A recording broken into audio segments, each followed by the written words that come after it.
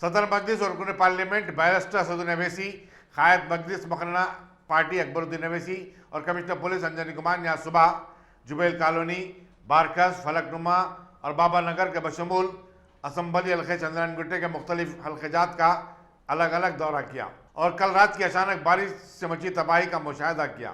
उन्होंने मकामी अवाम से बातचीत भी की।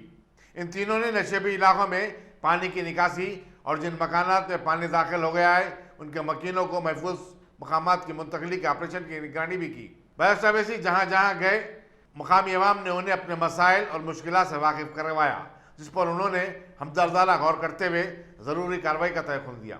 इस दौरे में मजलिसी कॉरपोरेटर्स फहद बिन अब्दाद, मुस्तफ़ा अली बेग, अब्दुर्रहमान शाह, साबिक़ कॉरपोरेटर समद बिन अब्दाद और दीगर मजलिसी कायदीन बैरिस्टर अवैसी और अकबर अवैसी के हमरा थे।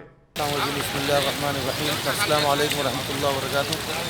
कल रात के जो हालात थे, यकीनन ऐसा दिख रहा था 35-40 साल बाद जो है ये हालात हमारी नज़रों में आए, क्योंकि बचपना गुजर गया यहाँ पर मजलिस इत्तेहादुल मुस्लिमीन के वर्करों की हैसियत से भी, और हमारा बचपना जो है अल्हम्दुलिल्लाह कौम की खिदमत करते हुए। कल जो तूफ़ानी बारिश थी, ऐसा दिख रहा था जैसा कि हिमायत सागर के जो है 7-8 दरवाजे खोल दिए दरगाह दिख रहा था। लेकिन दूर अंदेशी है हमारे और हाथ के जो है हबीब मिल्लत जनाब अकबरुद्दीन अवैसी साहब की और सदर मोहतरम नक़ीब मिल्लत बैरिस्टर असदुद्दीन अवैसी साहब की, जो आहिस्ता आहिस्ता से 3 दिन से जो मुख्तसर सा जो पानी निकल रहा था, कल वो बाढ़ के टूटने से जो पानी बह गया है, यकीनन थोड़ा माली नुकसान हुआ। इंशाअल्लाह ताला आने वाले वक्त अल्लाह ताला चाहे तो जो है वो माली नुकसान भी पूरा हो जाएगा।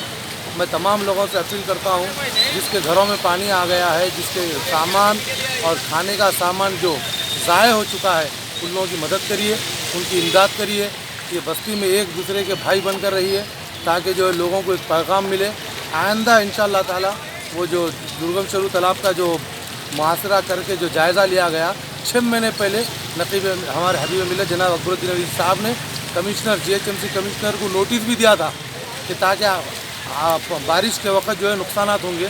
लिहाजा मैं अपील करता हूँ कि अपने अपने घरों को पहले साफ़ कर लीजिए, अपने अपने सामान को देखिए।